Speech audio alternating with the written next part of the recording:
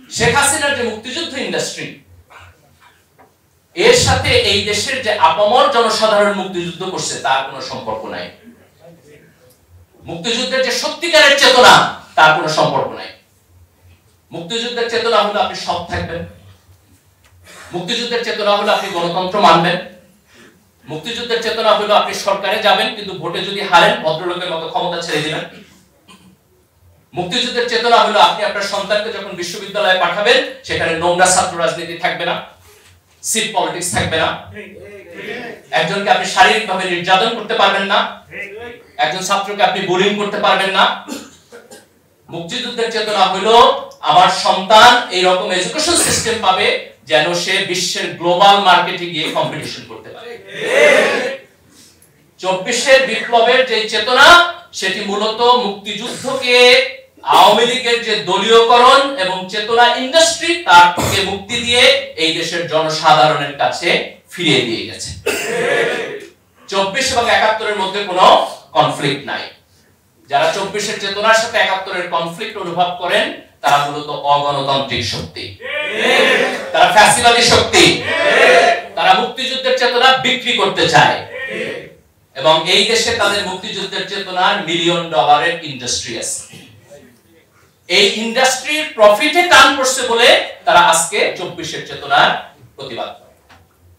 কিন্তু এই দেশের আপামর জনসাধারণ যারা 1947 সালে ভারতের সাথে যাইতে চায় নাই, 1971 সালে যারা পাকিস্তানের সাথে থাকতে চায় নাই এবং 2024 সালে যারা একটা ফ্যাসিবাদী সিস্টেমের মধ্যে থাকতে চায় নাই, এই সকল চেতনার মধ্যে কোনো কন্ট্রাডিকশন নাই, কোনো কনফ্লিক্ট নাই।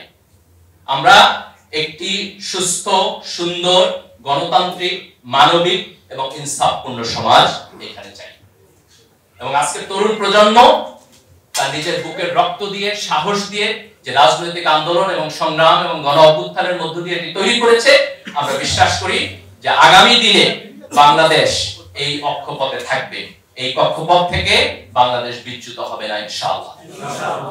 এবং তরুণদের এই ভূমিকা পালন করতে হবে। রাজনীতিতে কোনো ফ্রি ব্রেড এন্ড বাটার নাই। আপনি যদি নাগরিক হিসাবে আপনার অধিকারের পক্ষে না দাঁড়ান, আপনি যদি নাগরিক হিসাবে আপনার ভয়েস রেজ না করেন, আপনি যদি নাগরিক হিসাবে আপনার রাজনৈতিক ভূমিকা পালন না করেন, তাইলে পরে রাজনৈতিক সিস্টেম নিজে নিজে ভালো হয়ে আপনাকে আপনার নাগরিক অধিকার দিবে না। আগামী দিনে আমাদেরকে সতর্ক থাকতে হবে এবং নিজের রাজনৈতিক অধিকারকে খুব স্পষ্টভাবে গণতান্ত্রিক প্রক্রিয়ার মধ্য দিয়ে আমাদের রিপ্রেজেন্টেশন নিশ্চিত করতে হবে। আগামী নির্বাচন আমরা আশা করতেছি সুষ্ঠু হবে। তরুণ প্রজন্মের দায়িত্ব হলো সৎ, দেশপ্রেমিক এবং যোগ্য ব্যক্তিকে ভোট দেয়া। মার্কা দেখে ভোট দেওয়ার দিন বাংলাদেশে শেষ হওয়া উচিত। আপনি কলা গাছ দাঁড় করায় দিবেন আর আমি ভোট দিব, আমার এই এলিজেন্সের মধ্য দিয়ে এই দেশের রাজনৈতিক ইত্যাদি চলবে। আমি যদি সত্যিকার অর্থে চাই যে রাজনীতি পরিশুদ্ধ হোক, তাহলে আমার দায়িত্ব হচ্ছে ভালো লোককে, সৎ লোককে, যোগ্য লোককে দেখে ভোট দেওয়া, সে যেই দলের হোক। সে যদি বাংলাদেশপন্থী হয়, সে যদি ভারতপন্থী হয় তাহলে হাসনাতের ভাষায় হলো মাইনরিটি, কিন্তু সে যদি বাংলাদেশপন্থী হয় তাহলে আমার দায়িত্ব হচ্ছে সৎ এবং যোগ্য ব্যক্তিকে ভোট দেওয়া।